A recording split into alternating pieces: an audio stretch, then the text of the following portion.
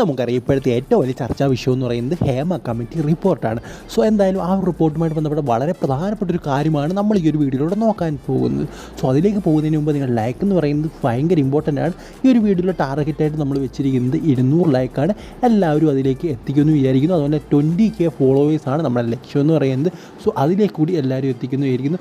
So എന്തായാലും നമുക്ക് വീഡിയോയിലേക്ക് പോകാം. ഓരോ ദിവസവും എന്തെങ്കിലുമൊക്കെ മീഡിയയ്ക്ക് കിട്ടും. അതിലൊന്നാണ് നമ്മുടെ ഇപ്പോഴത്തെ ഹേമ കമ്മിറ്റി റിപ്പോർട്ട് എന്ന് പറയുന്നത്. എന്തായാലും അതിൽ എടുത്തു പറയുന്നൊരു കാര്യം എന്ന് പറയുന്നത്, അതായത് അതിനകത്ത് എടുത്തൊന്നും പറയുന്നില്ല. അത് കുറേ കാര്യങ്ങൾ പറയുന്നുണ്ട്, പക്ഷേ അതെല്ലാം ചെയ്തത് ആരാണെന്ന് ഒന്നും തന്നെ പറയുന്നില്ല. വിക്ടിമാരാണ്, മറ്റുള്ള കാര്യങ്ങൾ എന്താണ്, അതൊന്നും തന്നെ അതിനകത്ത് പറയുന്നില്ല. അതായത് കുറേ കാര്യങ്ങൾ, ഇമ്പോർട്ടൻ്റ് ആയിട്ടുള്ള കാര്യങ്ങളെല്ലാം പറയുന്നുണ്ട്, ബട്ട് അതൊക്കെ ചെയ്ത് ആരൊക്കെയാണ് അതിൻ്റെ ഇരയായത്, അതൊന്നും അതിനകത്ത് പറയുന്നില്ല. സോ എന്താണ് ഇതുകൊണ്ട് ഉദ്ദേശിക്കുന്നത് നമുക്കൊരു പിടിയും കിട്ടുന്നില്ല. അപ്പോഴാണ് വിനയൻ എന്ന് പറയുന്നൊരു വ്യക്തി വരുന്നതും അദ്ദേഹം കുറച്ച് കാര്യങ്ങളൊക്കെ പറയുന്നത്.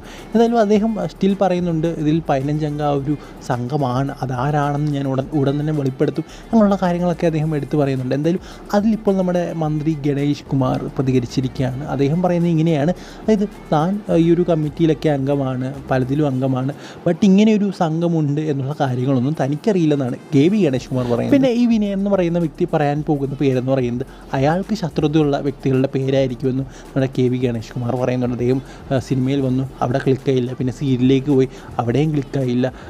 സോ അവിടെയൊക്കെ ക്ലിക്കാകാതെ വന്നപ്പോൾ അദ്ദേഹം പറഞ്ഞൊരു കാര്യമായിരിക്കാമെന്ന് പലരും പറയുന്നുണ്ട്. അതിൽ KV ഗണേഷ് കുമാർ പറഞ്ഞിരിക്കുന്നത് എന്തായാലും അദ്ദേഹത്തിൻ്റെ ശത്രുക്കളുടെ പേരായിരിക്കും ഈ ഒരു 15 അംഗ ലിസ്റ്റിൽ അദ്ദേഹം പറയാൻ പോകുന്നതാണ്. എന്തായാലും ഇതിനെക്കുറിച്ചുള്ള നിങ്ങളുടെ അഭിപ്രായം എന്താണെന്ന് കമൻറ്റ് ബോക്സിൽ രേഖപ്പെടുത്തുക. അടുത്ത വീഡിയോയിൽ കാണുന്നവരെ ഗുഡ് ബൈ.